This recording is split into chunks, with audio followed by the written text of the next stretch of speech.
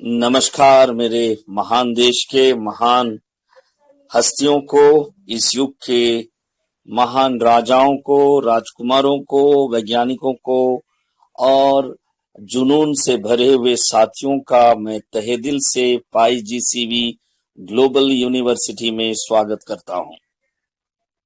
हम मिशन में थे और मिशन में कामयाब हो चुके हैं, इसलिए हमें अब अपने कमर को और ज्यादा कस लेना चाहिए कि एक कामयाब से भरा हुआ व्यक्ति को कैसे जीना चाहिए।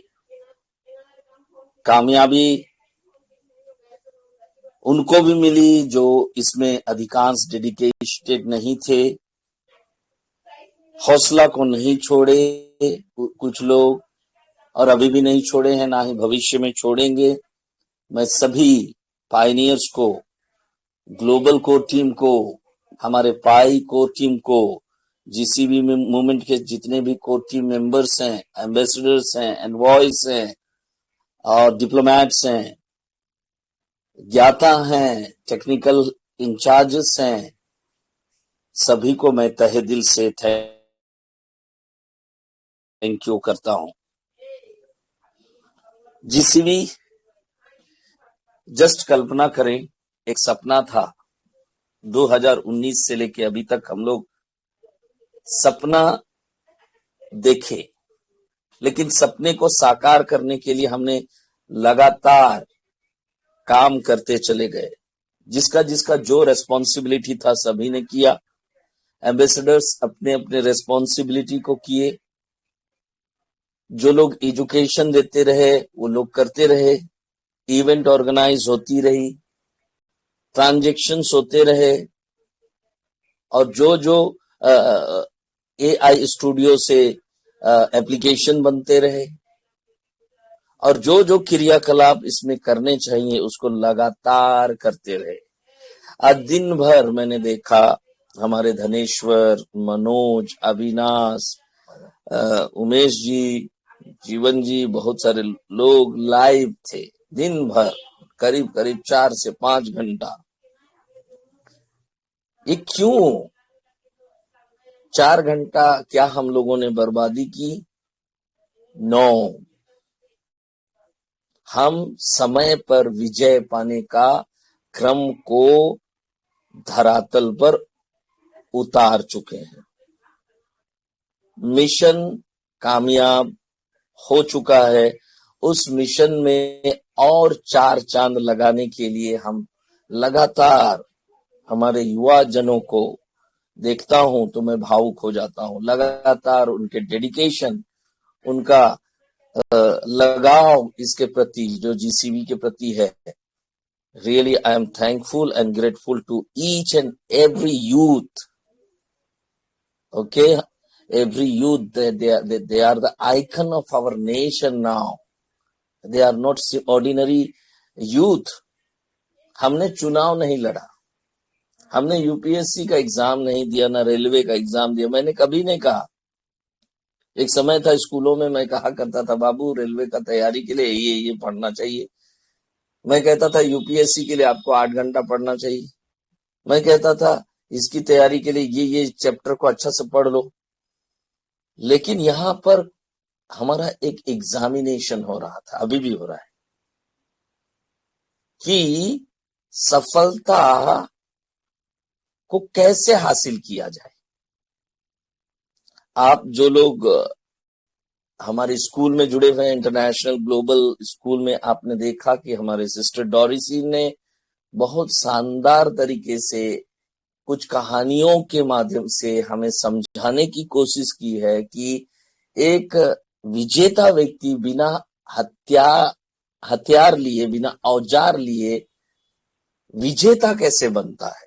उन्होंने इतिहास, बहुत पूर्व के इतिहास, ईसा पूर्व के राजाओं का इतिहास को देते हुए उन्होंने व्याख्या किया है।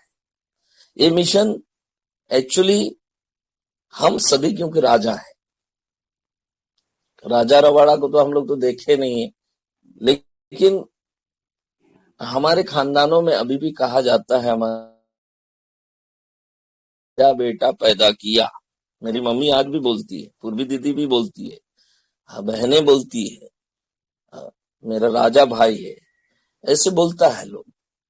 तो ये इसको हम लोग हकीकत में लाने की कोशिश किए और उसमें हमने कामयाबी का तिरंगा को फहरा दिए। हमेशा तिरंगा रहे सामने। हमारा मिशन भारत को आर्थिक सुदृढ़ीकरण की तरफ ले जाना है। जो स्थिति हमारे देश की है उसको बताने की जरूरत नहीं है। आप सभी जानते हैं कि हमारे देश में रोजगार का जो स्थिति है बहुत ही नाजुक अवस्था में है, और नाजुक अवस्था में है तो लोग उस चीज की तलाश कर रहे हैं जहां से उनका जो बेरोजगारी का जो ठप्पा लगा हुआ है, मुहर लगा हुआ है, वो मुहर हमेशा हमेशा के लिए समाप्त हो जाए, ना उस पर आंच आए जो अभी दर्द से झेल रहा है, अभी युवा है, कल के डेट में वो बूढ़ा भी होगा, उनके बाल बच्चे होंगे, उनके जीवन में भी कोई मुसीबत ना आए। एक ऐसा स्ट्रेटेजी हम लोग लेके चले थे, मतलब बाप के बाद बेटा को भी रोजगार की समस्या ना हो, और एक दादाजी है वो भी कभी ना सोचे कि मेरा पोता का क्या होगा, पता नहीं वो रेलवे क्वालिफाई करेगा कि यूपीएससी क्वालिफाई करेगा कि क्या करेगा नहीं करेगा, उसकी चिंता से मुक्त कर दिए हैं। इसी को तो मोक्ष कहते हैं, इसी को कहते हैं साल्वेशन। आपने साल्वेशन पा लिया है, मोक्ष पा लिया है। अब इस मोक्ष को थामे रहना और जिंदगी गुजारना एक चैलेंज है।